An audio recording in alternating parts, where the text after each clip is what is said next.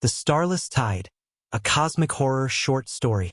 Dr. Mara Elling had always believed the universe was mostly empty, cold, silent, indifferent. She was wrong about the silence. The Argonine drifted at 1/3 thrust toward the Perseid expanse, a region of space so poorly mapped that even the automated star charts refused to render it without warnings. The crew joked about it. Here be dragons. But Mara felt the unease long before the first anomaly appeared. It was subtle at first, a faint tremor in the ship's long-range gravimetric sensors, like a heartbeat too slow to belong to anything living. She tried to dismiss it. Space was full of noise. But the signal persisted, pulsing every 41 seconds with mechanical precision. On the fourth day it changed. The pulse doubled, then doubled again, and then it began to answer her scans. The Argonine was a research vessel, not a warship. Its hull was thin, its crew small, its mission simple. Chart the expanse, collect samples, return home. But the expanse had other plans. Mara stood alone in the observation deck, watching the stars distort. They didn't twinkle. There was no atmosphere here. But they wavered, as if seen through water. The distortion spread outward in a slow ripple, bending starlight into impossible arcs. Gravitational lensing? Captain Rourke asked behind her. Not like any I've seen, Mara said. It's too rhythmic. Rourke grunted. Everything out here is wrong. He wasn't a man easily rattled, but Mara heard the strain in his voice. The crew had been sleeping poorly. Dreams of tides without water. Dreams of pressure without depth. Dreams of something vast and patient, waiting beneath the surface of reality. Mara had them too. On the 7th day, the stars went out. Not all at once. Not like a curtain falling. They dimmed gradually, as though a shadow passed between the ship and the rest of the universe. The Argonine's lights flickered. The engines stuttered. Every screen on the bridge went black except for one. A single line of text appeared. Do you see it yet? Rourke slammed the console. Who sent that? No one, Mara whispered. Or, not anyone using our systems. The text dissolved into static. The static dissolved into an image. A shape, a silhouette, a horizon line that curved in ways horizons shouldn't. It looked like an ocean, but there were no oceans in space. The crew gathered in the mess hall, pale and exhausted. Dr. Yates, the ship's psychologist, tried to keep order, but even he looked frayed. It's a hallucination, he insisted. Mass suggestion, stress, isolation. Mara shook her head. Hallucinations don't alter gravitational fields. Rourke rubbed his temples. We need to turn back. We can't, Mara said. The distortion is behind us now too. It's like we've entered a pocket. Pocket? A region of spacetime that's been folded inward. Like a tide pool. The word hung in the air. Tide. Yates swallowed. Why would space have tides? Mara didn't answer. Because she already knew. The dreams worsened. Mara found herself standing on a shoreline made of starlight. The sky above her a churning void. Something moved beneath the surface of the cosmic sea. Something so large she could only perceive fragments of it. A ridge like a mountain range. A limb like a drifting continent. An eye like a collapsed star. It watched her. It had always watched her. When she woke, she tasted salt. There was no salt aboard the Argonine. On the 10th day, the ship stopped moving. Not because the engines failed, they roared at full power, but because something held them in place. The stars were gone entirely now. The void outside the windows was not black but depthless, like staring into the deepest trench of an ocean. A low hum vibrated through the hull. It wasn't mechanical. It wasn't natural. It was a voice, not speaking, calling. Rourke staggered into the lab. Elling, what the hell is happening to my ship?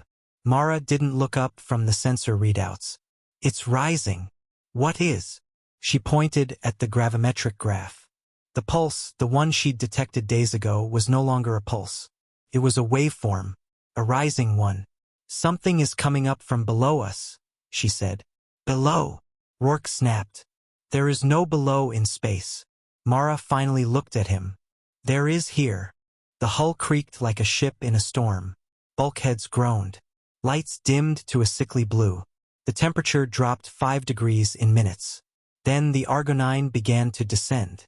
Not physically, there was no gravity well to fall into, but perceptually. The windows darkened further, as if the ship were sinking into deeper water. The hum grew louder, vibrating through bone and blood. Crew members collapsed with nosebleeds. Yates screamed until his voice broke. Rourke tried to issue commands, but the ship no longer responded. Mara alone remained standing, because the voice wasn't hurting her. It was inviting her. She walked to the observation deck. The door slid open without her touching it. The void outside was no longer empty. Something vast moved beneath the surface of reality, its outline visible only in distortion. It was not a creature in any biological sense. It was a topology, curvature, presence, a tide. The hum resolved into words, not spoken but understood. You have come far enough to hear us. Mara pressed her hand to the glass. What are you? We are the depth beneath the stars. We are the weight that shapes the void. We are the tide that rises when the light grows thin. The ship shuddered. Metal screamed. Somewhere behind her, someone was praying. Mara whispered, "Why us?" You listened. The distortion surged upward, and the Argonine sank. There was no impact, no crash, no sensation of pressure. One moment Mara stood on the observation deck. The next she was standing on the starlit shoreline from her dreams. The cosmic ocean stretched before her, its waves made of gravitational flux and dark matter currents. The sky above churned with nebular storms. The air, if it was air, tasted like memory. Rourke stood beside her, trembling. Where are we? Mara didn't answer. She couldn't, because the horizon was rising. The tide was coming in, and it was not water. It was the entity. It breached the surface in slow, impossible motion. A ridge of spacetime folded upward, revealing a structure like a spine made of collapsed galaxies. Tendrils of gravitational shear unfurled like kelp in a current. An eye opened, an aperture of pure void rimmed with starlight. Rourke fell to his knees. God! Not God. The voice shook the shoreline. We are older than gods. We are the first depth, the starless tide. Mara felt no fear, only awe. You brought us here, she said. You crossed the threshold. We only opened the way. Rourke sobbed. What do you want from us? The tide surged closer. To be known, to be remembered, to be seen by those who can bear the sight. Mara stepped forward. And if we can't? The entity's eye widened. Then you will join the others who could not. Shapes rose from the depths. Silhouettes of ships, stations, entire civilizations swallowed by the tide. Their outlines flickered like memories half forgotten. Rourke screamed. Mara did not, because she understood. The universe was not empty. It was full. Full of things too vast to perceive, too deep to comprehend, too patient to reveal themselves until the tide was right. And the tide was rising. The shoreline dissolved beneath them. The crew was scattered across the cosmic sea, each trapped in their own fragment of the entity's perception. Mara drifted through currents of dark matter, her body weightless, her mind stretched thin. She saw the history of the tide, not in images but in impressions. Before stars formed, before matter cooled, before time stabilized, the tide existed. It was the first motion, the first rhythm, the first cycle. It shaped the early universe not through intention but through presence. Civilizations that rose later interpreted it as deity, demon, or natural law. All were wrong. It was simply the tide. And tides rise. Mara felt herself sinking deeper into the entity's awareness. Her memories unraveled like threads pulled from a tapestry. Childhood, school, her first research grant, the launch of the Argonine, all dissolved into the cosmic current.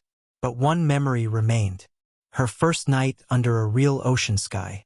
She had been 8 years old, standing on a beach with her father. The tide had been low, the stars bright. She remembered asking him why the ocean moved. Because something bigger than us pulls on it, he'd said. She had believed him. Now she knew the truth. Something bigger than everything pulled on everything. And it was waking. She surfaced, if surfacing was the right word, back on the observation deck. The ship was intact. The lights were steady. The stars were visible again. But the crew was gone. Every console displayed the same message. The tide has marked you. Mara staggered to the window. The void outside looked normal, calm, empty. But she knew better. The tide was still there, just beneath the surface, waiting. She tried to send a distress signal. The system responded, but the transmission warped, the waveform bending into the same rising pattern she had seen before. The tide was listening. She shut off the transmitter.